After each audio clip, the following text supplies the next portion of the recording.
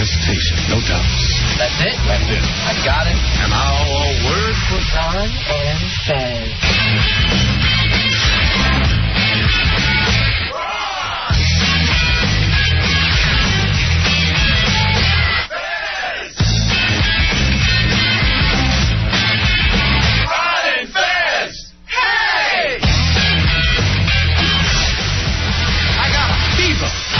Prescription is more cowbell.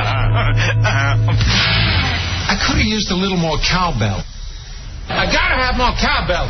We should probably give him more cowbell. Where's the effing cowbell? Buddies. Buddies. It is the Ron and Fez show, buddies. I'm Ron. There's Fez. Hiya, buddies. And it's Monday night. That means a short porch tonight, Fezzy. That is true. But we will pack 4 hours of entertainment into 3. I don't know if I can do that without straining something. My doctor told me not to lift. You know his doctor, Dr. Vinny Bombat. The official White House portraits of President and First Lady Clinton were unveiled today. Yeah, beautiful stuff, wasn't it, Fez? It was just gorgeous. Nice ceremony, too. Yeah, both of them are together. She's holding an apple. He's got a snake wrapped around his neck, and there they are. I thought the best portrait they could have gone with, the best pose, would have been those two clowns nodding off at the Reagan funeral. Hey, I was watching at home. I nodded off as well. Just half asleep president and half asleep first lady. Why, the current president, is just talking and talking. You actually saw Clinton do one of those things where his head shoots back. Yeah, I'm awake. I was actually expecting, when they unveiled the portrait, beautiful portraits, by the way, but I was expecting them to be in, like, the Andy Capp pose, where she's got a bowling pin and he's kind of snockered. That would be, that would be a cute one. I've never seen an actual painting airbrushed before. So this was amazing. This was make me look nice, make me look presidential. No problems. The hair is perfect. It was a terrific painting, whoever did this thing. Yeah, and it's got his weight loss in it, which he did not have during his term in office. We did not get Fat Bubba Clinton in this portrait. Yeah, well, I mean, it was a smart move. You never want to paint somebody's picture, have them fat, and expect them to pay for it. The painter's got to eat, too, Fuzzy.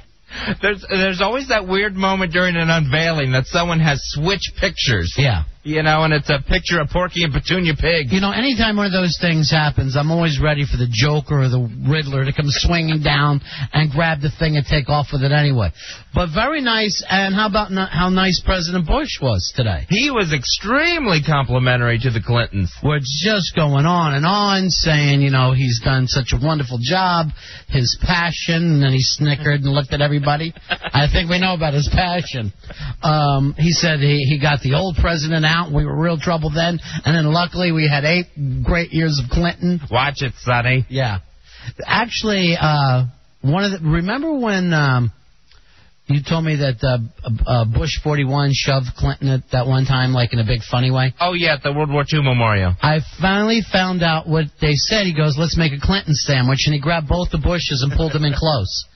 And I don't know, I didn't get it at first, but now I do. It seems odd for presidents, never mind men, saying something like that and being involved in it. I was joking. That was just a little joke, Fuzzy. Some of the stuff that I quote... See, this is not a news program. Oh. It's comedy commentary. It's part of the fun we have here. Well, W cracked up Clinton to no end with a McGovern joke. And I think only Dennis Miller could probably pull that off. And that's on CNBC, and who's watching. All right, John McCain has again said no, nada, will not do on running on John Kerry's ticket. In the past 2 weeks, Kerry's asked McCain to consider it without actually coming out and offering it. Yeah, they said John Kerry went to John McCain like 7 different times, saying, let's talk about this vice presidential deal. Yeah. So I think if you don't get McCain now, I think that makes anyone else look bland. I think most people aren't paying attention anyway. Most people aren't even picking up on this gimmick. And he's probably doing the same thing with about 8 or 9 different people. There's about 9 different people now sitting next to their phone going, honey, please don't let your mother call. I'm expecting something. I thought it was interesting that after the story came out that McCain didn't want any part of this, that all of a sudden the story came out where Edwards is ahead in all the VP polls. Well, you know, I don't know where this would be coming except for the McCain camp. I don't know anybody else who's doing it, so I'm I'm not suspect that they've discussed it, but I'd really like to know where the leak is. And it may even be coming from Bush's camp, just trying to do the thing that you said. Well, oh, he's turned him down, he's turned him down, he's turned him down. I mean, I can't imagine that he would ask him 7 times, like the story you're hearing in the news. You would ask once, do you want to be my vice president? No. It's not like going to a prom where he's the ugly girl asking the jock to go with him. This isn't happening. I know the way I deal with rejection. I don't know if I could ask him once, knowing he was going to say no. I'd like to see you get rejected a little more, Fez. I'd like to see you get out there. Ask every once in a while. I'm not putting this old heart out there, Roddy. Why don't you pull a Wonder Boy and hang around somebody's cubicle? No, that's not for me. Now, Ronald Reagan Jr. said that his father had a lifelong obsession for fondling the earlobes of those that he loved. Yeah, he brought that up at the funeral. It was very, very uncomfortable. I don't like a funeral where the family themselves get up to speak, because they may be in a state of shock or they might be grandstanding. And I thought Ron Jr. acted pretty wacky at this thing. Maybe on a California deal, this was okay. But for the rest of the country, after a week of hearing about what a great president and what a great leader Ronald Reagan was, to hear his son get up there and talk about this OCD was kind of odd. Yeah, the fact that, we never heard this all along. I mean, we knew the man loved jelly beans, but we never heard that he loved earlobes so much. And it's a little homoerotic. I think we have some of this. Here's something you may not know. Little Ronald Reagan trivia for you. His entire life, Dad had an inordinate fondness for earlobes. Even as a boy, back in Dixon, Illinois, hanging out on a street corner with his friends, they knew that if they were standing next to Dutch, sooner or later, he was going to reach over and grab a hold of their lobe. Give it a workup. There. Sitting on his lap watching TV as a kid. Same story. He'd have a hold of my earlobe. I'm surprised I have any lobes left after all of that. And you didn't have to be a kid to enjoy that sort of treatment. Serving in the Screen Actors Guild with his great friend, William Holden, the actor, best man at his wedding. Well, Bill got used to it. They'd be there at the meetings, and Dad would have a hold of his earlobe. There they'd be, some tense labor negotiation, 2 big Hollywood movie stars, hand in earlobe. Is this wrong to say this? Oh! Oh! All right, have you noticed that none of the stories involve grabbing a lady's lobe? Says, you're my best buddy, and you grab my lobe, and I'm dropping you. I'm just going to crack you across the chops and drop you. Particularly, and let me say something else. If I'm Ron Reagan, and my son's telling that story at the funeral, I'm coming up out of the box.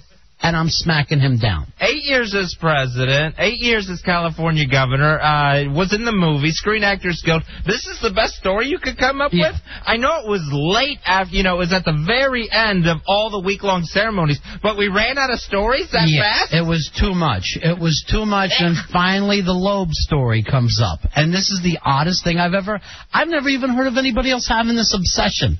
The lobe obsession. And then, they were showing the crowd, and you heard some laughs there, but, it was all polite laughter because nobody knew what to do. Bo Derek was there just smiling in disgust. Yeah. Well, Patty Davis was laughing around, and it almost had a good, you got him, laugh about it. Good, he's not perfect. He was an earlobe freak.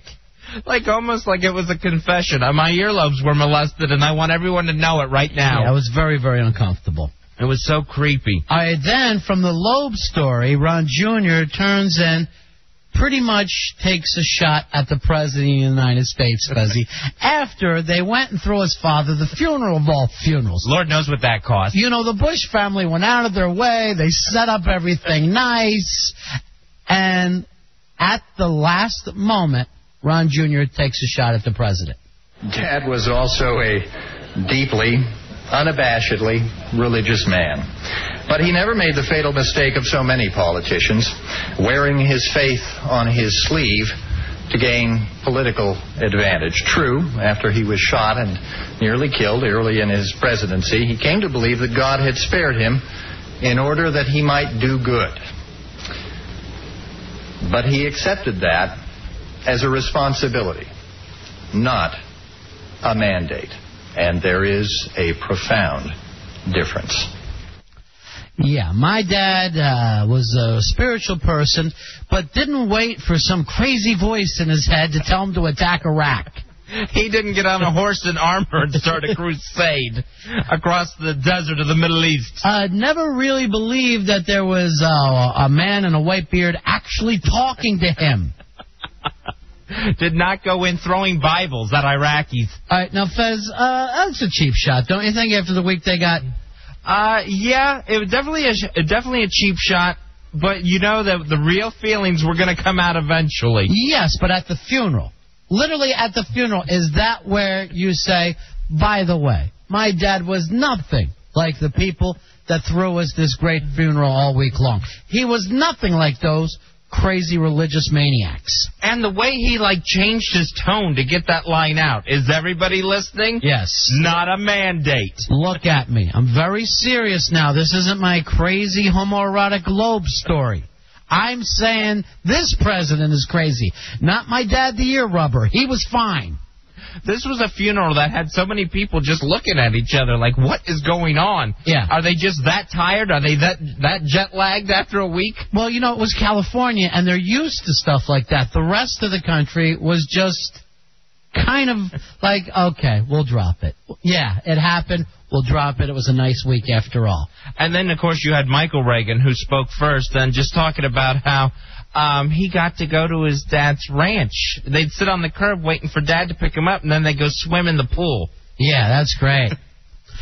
Yeah, one time my dad picked me up. He was a great guy. One time he let me sleep over. By the way, you can hear me every afternoon coming at you live. My dad used to take me to Dave & Buster's when I was a kid, every other weekend. One time my dad gave me a sweater, and then he became president, so... And a lot of times on my birthday, if he couldn't make it, he'd send the lieutenant governor over with a cake and a pony. My dad and Jane Wyman were great people to me. I wish my fat sister was here. Then we'd be even. We'd have even sides. Right. He literally was riding in the back seat all week, like the first family. Yeah, he had one line during his eulogy of, and one day my father, my sister Maureen, and I will dance in the light of the Lord. And I'm thinking, wow, that is one fat river dance I do not want to see. I know that sometimes you mean to women, but not in death, Fez. Not in death. A woman died 8 years ago. Let her rest. And I guarantee you she still hasn't lost the weight. What? I think everybody's thin in heaven. Now, this was another moment from the funeral where the priest that they had decided he'd go into a Mrs. Doubtfire moment and do an impression of Margaret Thatcher. I have never heard Lady Margaret Thatcher speak more eloquently in all her life. The last time when I heard her speak, I had the privilege of being present as she was awarded the Ronald Reagan Freedom Award. And I remember her saying particularly, when Ronnie spoke about the Soviet Union as the evil empire, even I blanched. Now, they throw the camera on Margaret Thatcher while he's doing an impression, and the Iron Lady is just there scowling like, if I hadn't had a million strokes, I'd get up there and Irish headbutt you. Well, it wasn't just the Monty Python voice, but he actually threw on a quick skirt and put on a big gray wig. Hello, everyone. I'm Margaret Thatcher, and I just wet myself. If anyone saw the California funeral, when he went into the Thatcher impression, you see this young lady right behind Margaret Thatcher, and her eyes just roll back in her head like, I can't believe he's doing a Thatcher impression, and Thatcher's here. What are the chances? And her lobe was actually still sore from years before when she spent time with the president. All right, we're going to take a break. It is fastest hour in radio. You're listening to Ron Fez.